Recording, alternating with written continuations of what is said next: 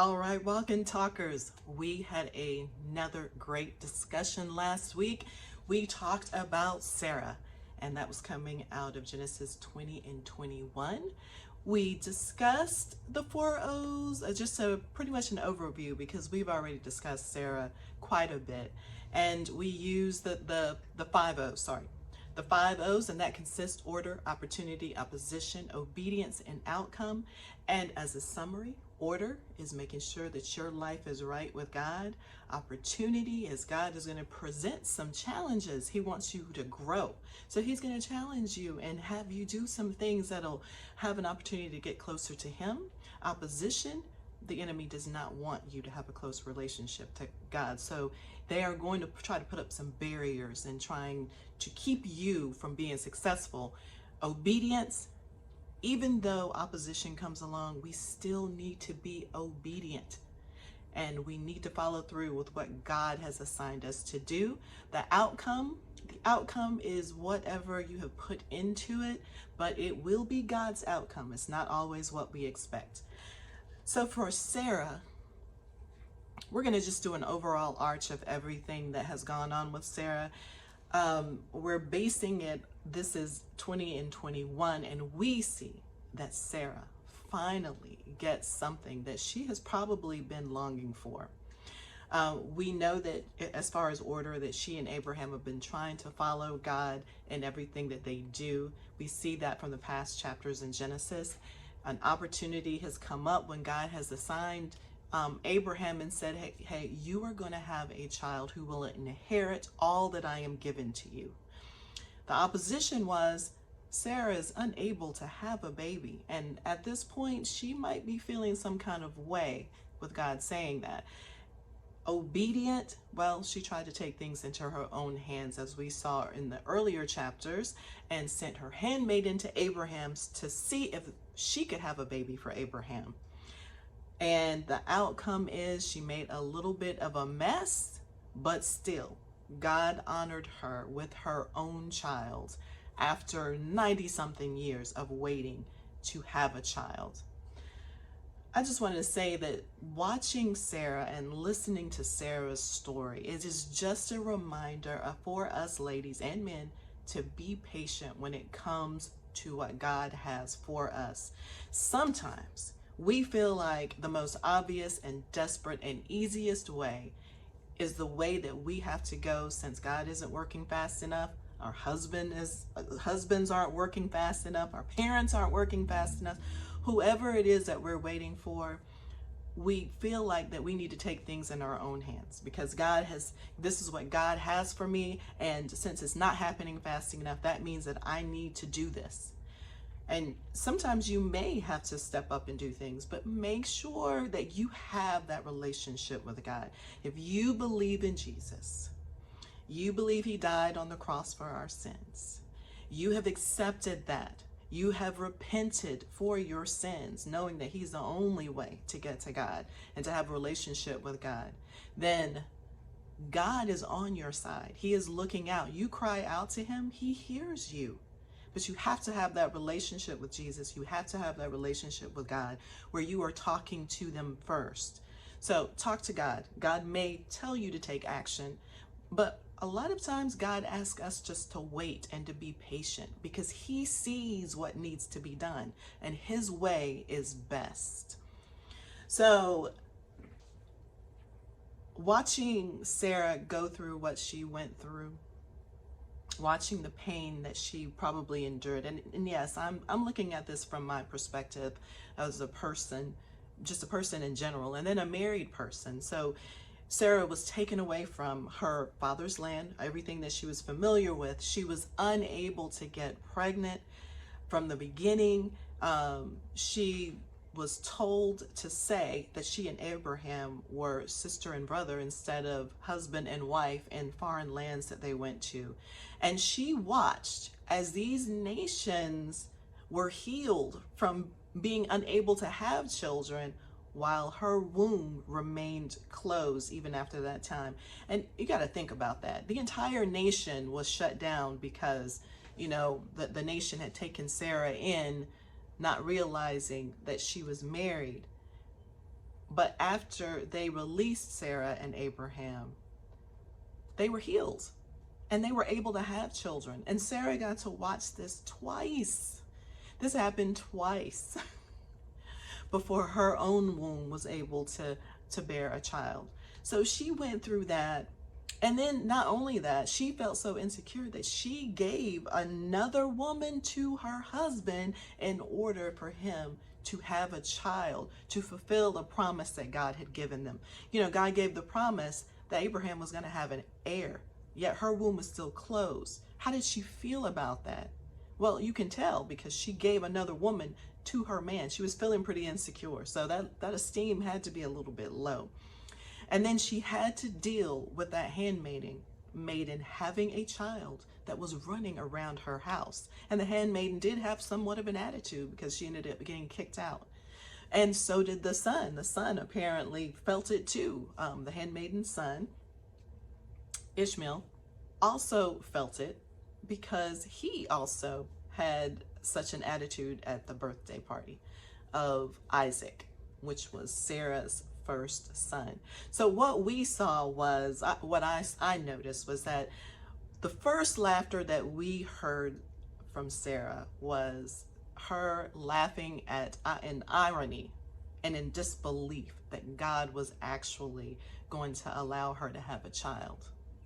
But in the end, we see that her laughter is full of joy and disbelief after she's had her child. I just wanted to point that out to you. And that is an awesome story. And it is a great reminder of, you know, we as women, we have our own psychological issues that we're going through. We've got our own thoughts that eat us up.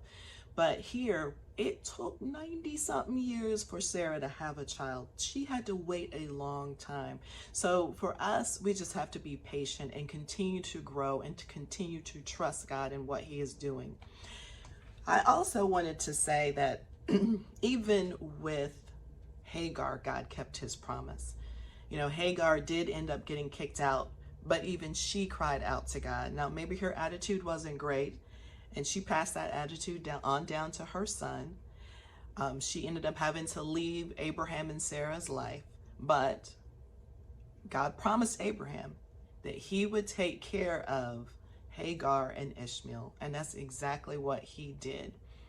Even when they were out in the desert and didn't see any water, God just opened up the land to them for them to survive. So God kept His promise to both Sarah and Hagar. Sometimes we just have to be patient, and sometimes it is a little rough waiting while God works His thing out for the best for everyone. All right, walk and talkers. So that is Genesis chapter 20 and 21. Now we are going to be discussing on today chapter 22 and 23. And no, it does not talk a lot about Sarah, but it does refer to Sarah, and I think it's important that we acknowledge this part as well. All right, so now I am going to read chapter 22 and 23, and I will see you later on this afternoon, walk-in talkers. All right, we are coming from Genesis 22 and 23. Genesis 22. Sometime later, God tested Abraham. He said to him, "Abraham." "Here I am," he replied. Then God said, "Take your son, your only son, whom you love, Isaac, and go to the region of Moriah. Sacrifice him there as a burnt offering on a mountain. I will show you." Early the next morning, Abraham got up and loaded his donkey. He took with him 2 of his servants and his son Isaac. When he had cut enough wood for the burnt offering, he set out for the place God had told him about. On the 3rd day, Abraham looked up and saw the place in the distance. He said to his servants, "Stay here with the donkey while I and the boy go over there. We will worship them. We will worship, and then we will come back to you." Abraham took the wood for the burnt offering and placed it on his son Isaac, and he himself carried the fire and the knife. As the 2 of them went on together, Isaac spoke up and said to his father, "Father?" "Yes, my son," Abraham replied. The fire and wood are here, but where is the lamb for the burnt offering?" Abraham answered, "God himself will provide the lamb for the burnt offering, my son." And the two of them went on together. When they reached the place God had told him about, Abraham built an altar there and arranged the wood on it. He bound his son Isaac and laid him on the altar on top of the wood. Then he reached out his hand and took the knife to slay his son. But the angel of the Lord called out to him from heaven, "Abraham, Abraham." "Here I am," he replied. "Do not lay a hand on the boy. Do not do anything to him. Now I know that you fear God, because you have not withheld from me your son, your only son." Abraham looked up, and there in a thicket he saw a ram caught by its horns. He went over and took the ram and sacrificed it as a burnt offering instead of his son. So Abraham called the place, "The Lord will provide." And to this day it is said, "On the mountain of the Lord it will be provided." The angel of the Lord called to Abraham from heaven a second time and said, "I swear by myself, declares the Lord, that because you have done this and have not withheld your son, your only son, I will surely bless you and make your descendants as numerous as the stars in the sky and as the sand on the seashore. Your descendants will take possession of the cities of their enemies.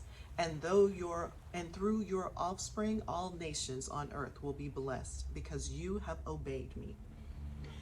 Then Abraham returned to his servants, and they set off together for Beersheba. And Abraham stayed in Beersheba. Sometime later, Abraham was told, "Milcah is also a mother. She has borne sons to your brother Nahor: Uz, the firstborn; Buz, his brother; Kemuel, the father of Aram; Kased, Hazo, Pildash, Jidlaph, and Bethuel. Bethuel became the father of Rebekah. Milcah bore these 8 sons to Abraham's brother Nahor. His concubine, whose name was Reumah, also had sons: Taba, Gaham, Tahash, and Maacah. Chapter 23. Sarah lived to be 127 years old. She died at Kiriath Arba in the land of Canaan, and Abraham went to mourn for Sarah and to weep over her. Then Abraham rose from beside his dead wife and spoke to the Hittites. He said, "I am a foreigner and a stranger among you. Sell me some property for a burial site here so I can bury my dead." The Hittites replied to Abraham, "Sir, listen to us. You are a mighty prince among us. Bury your dead in the choicest of the choicest. Bury your dead in the choicest of our tombs. None of us will refuse you his tomb for burying your dead." Then Abraham rose and bowed down before the people of the land, the Hittites. He said to them, "If you are willing to let me bury my dead, then listen to me and intercede with Ephron, son of Zohar, on my behalf. So he will sell me the cave of Machpelah, which belongs to him and is at the end of his field. Ask him to sell it to me for the full price as a burial site among you." Ephron the Hittite was sitting among his people, and he replied to Abraham in the hearing of all the Hittites who had come to the gate of his city. No, my lord," he said. "Listen to me. I give you the field, and I give you the cave that is in it. I give it to you in the presence of my people. Bury your dead." Again, Abraham bowed down before the people of the land, and he said to Ephron in their hearing, "Listen to me. If you will, I will pay you the price of the field. Accept it from me so I can bury my dead there." Ephron answered Abraham, "Listen to me, my lord. The land is worth 400 shekels of silver. But what is that between you and me? Bury your dead." Abraham agreed to Ephron's terms and weighed out for him the price he had named in the hearing of the Hittites, 400 shekels of silver, according to the weight current among the merchants. So Ephron's field in Machpelah near Mamre, both the field and the cave in it, and all the trees within the borders of the field, was deeded to Abraham as his property in the presence of all the Hittites who had come to the gate of the city. Afterward, Abraham buried his wife Sarah in the cave in the fields of Machpelah near Mamre, in the lands of Canaan. So the fields and the cave in it were deeded to Abraham by the Hittites as a burial site.